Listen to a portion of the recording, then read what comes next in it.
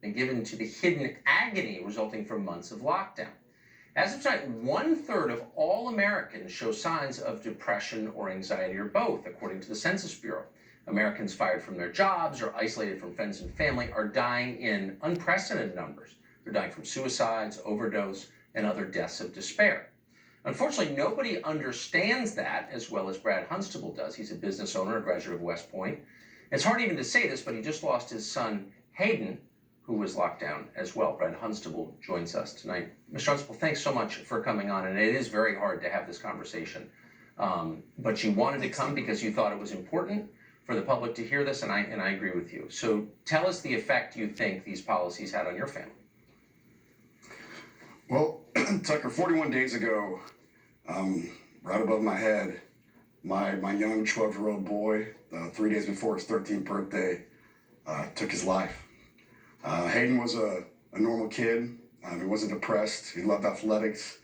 And I created a video that's since gone viral. And I said, the COVID virus, he died of the COVID virus. He didn't die of the COVID virus, but he died certainly because of the COVID virus. The isolation has created what I believe and what I worry and what I'm warning every parent in America tonight. An emotional tsunami is sweeping this nation, and I'm very concerned about it. Flesh it out a little bit, if you would. The isolation, that's how we punish prisoners, by isolating them. Tell us the effects you think that is having on children.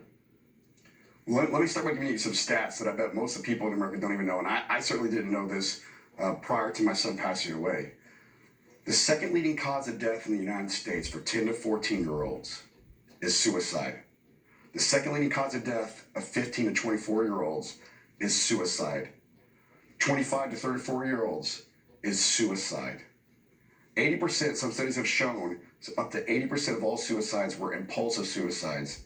Yes. And that means they made the decision very, very, very quickly. 70% of those made the decision within the last hour, 40% within the last 5 minutes. And so when you combine that with social isolation, which is not the human condition, you set up a perfect storm in a scenario where we have what is taking place all across the country. And Tucker, I got the numbers to support it.